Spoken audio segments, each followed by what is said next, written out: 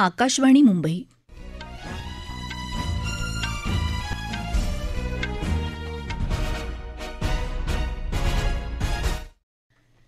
राजश्री आगाशे राष्ट्रीय बातम्या देत आहे. ठळक बातम्या. राष्ट्रपतींच्या अभिभाषणाबद्दलच्या आभार प्रस्तावावर चर्चेला आज प्रधानमंत्री लोकसभेत उत्तर देणार. कृषीविषयक योजनांमध्ये कोणतीही अनियमितता सहन केली जाणार नाही असं केंद्रीय कृषी मंत्र्यांचं स्पष्ट प्रतिपादन. दिल्ली विधानसभेच्या 70 जागांसाठी उद्या मतदान. कॅनडा आणि मेक्सिकोसाठी आयात शुल्कातली वाढ 1 महिना लांबणीवर टाकण्याची अमेरिकेचे राष्ट्राध्यक्ष डोनाल्ड ट्रम्प यांची घोषणा. आणि 38व्या राष्ट्रीय क्रीडा स्पर्धांच्या पदक तालिकेत कर्नाटकची अव्वल स्थानी झेप. प्रधानमंत्री नरेंद्र मोदी आज लोकसभेत राष्ट्रपतींच्या अभिभाषणाबद्दलच्या आभार प्रस्तावावर चर्चेला उत्तर देतील, अशी माहिती संसदीय कामकाज मंत्री किरेन रिजिजू यांनी दिली. संध्याकाळी 5 वाजता मोदी चर्चेला उत्तर देणार आहेत. राष्ट्रपतींच्या अभिभाषणाबद्दल आभार प्रस्तावावरल्या चर्चेला काल संसदेच्या दोन्ही सभागृहात सुरुवात झाली. कृषीविषयक योजनांमध्ये कोणतीही अनियमितता सहन केली जाणार नाही, तसंच प्रधानमंत्री पीक विमा योजनेत जर भ्रष्टाचार झाला असेल तर त्याची चौकशी केली जाईल आणि दोषींवर कारवाई केली जाईल, असं आश्वासन कृषी मंत्री शिवराज सिंग चौहान यांनी आज लोकसभेत दिलं.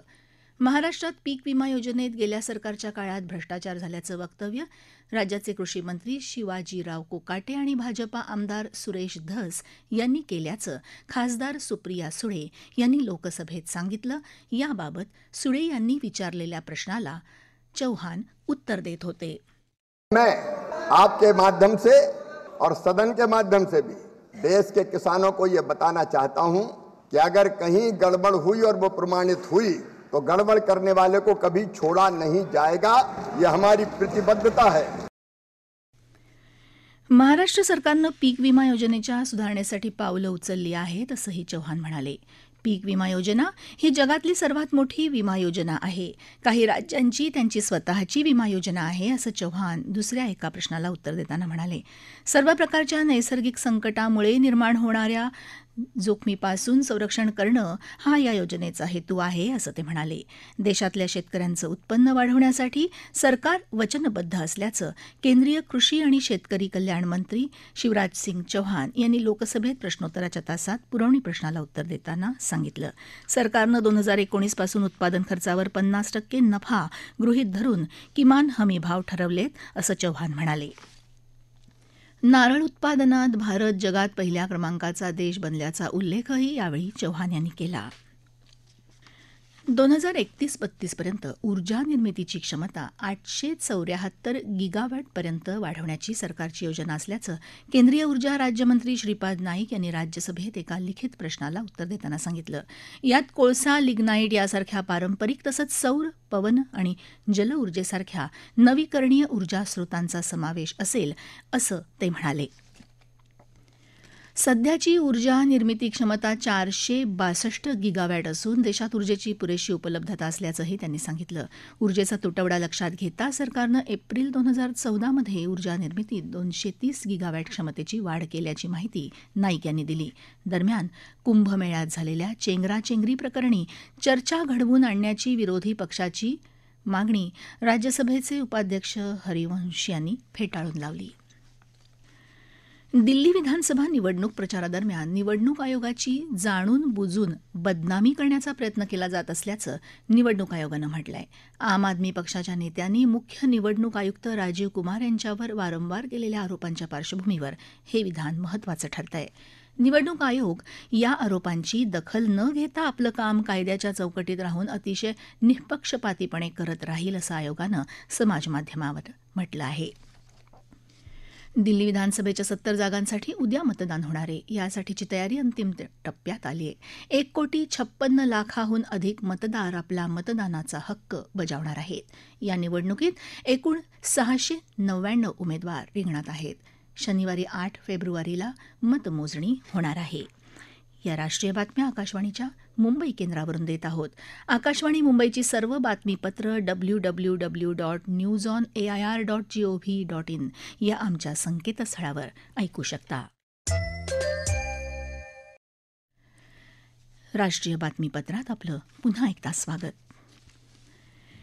कॅनडा आणि मेक्सिको या शेजारी देशांनी सीमा सुरक्षेच्या प्रयत्नांना बळकटी देण्यावर सहमती दर्शवल्यानंतर अमेरिकेचे राष्ट्राध्यक्ष डोनाल्ड ट्रम्प यांनी या देशांसाठी लागू केलेली आयात शुल्क वाढ 1 महिना स्थगित केल्याची घोषणा केली आहे.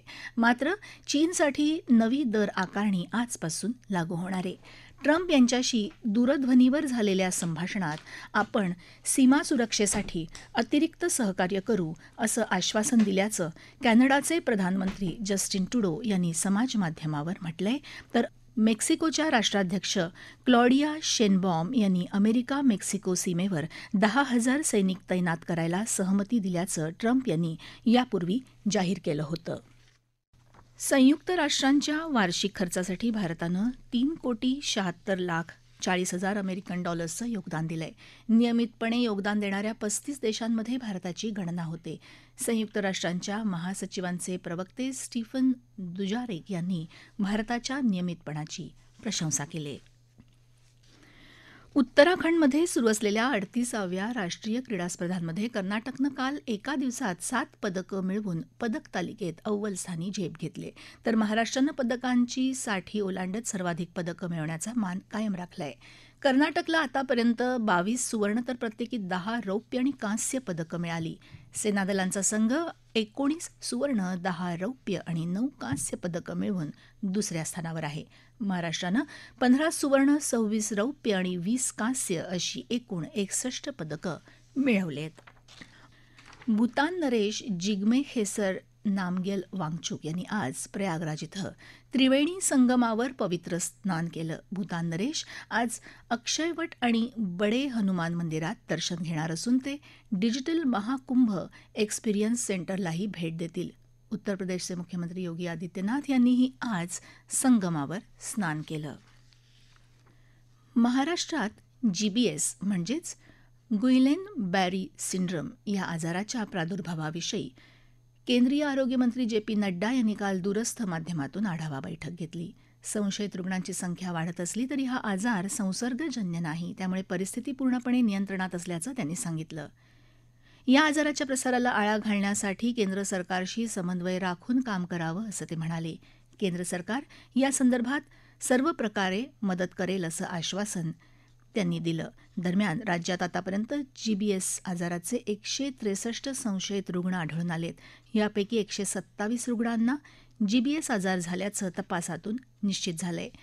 काल अहिल्यानगर शहरात या आजाराचा एक संशयित रुग्ण आढळून आला असून त्याला पुढल्या तपासणीसाठी पुण्याच्या ससून रुग्णालयात पाठवण्यात आलंय. मुंबई महानगरपालिकेचं 2025-26 या वर्षासाठीचं 74,427 कोटी रुपयांचं अंदाजपत्रक आज सादर झालं. मुंबई महानगरपालिकेच्या अतिरिक्त आयुक्तांनी पालिका मुख्यालयात महापालिका आयुक्त तसंच राज्य नियुक्त प्रशासक भूषण गगराणी यांच्यापुढे ते सादर केलं. 7 मार्च 2022 पासून मुंबई महानगरपालिका प्रशासकाच्या अधिपत्याखाली आहे. ठळक बातम्या पुन्हा एकदा.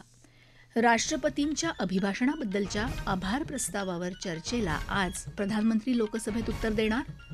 कृषीविषयक योजनांमध्ये कोणतीही अनियमितता सहन केली जाणार नाही असं केंद्रीय कृषी मंत्र्यांचं स्पष्ट प्रतिपादन. दिल्ली विधानसभेच्या 70 जागांसाठी उद्या मतदान. कॅनडा आणि मेक्सिकोसाठी आयात शुल्कातली वाढ 1 महिना लांबणीवर टाकण्याची अमेरिकेचे राष्ट्राध्यक्ष डोनाल्ड ट्रम्प यांची घोषणा. आणि 38व्या राष्ट्रीय क्रीडा स्पर्धांच्या पदक तालिकेत कर्नाटकची अव्वल स्थानी झेप. याबरोबरच आकाशवाणी मुंबई केंद्रावरचं हे राष्ट्रीय बातमीपत्र संपलं. आकाशवाणी मुंबईचं पुढलं प्रादेशिक बातमीपत्र ऐकूया दुपारी 3 वाजता. नमस्कार.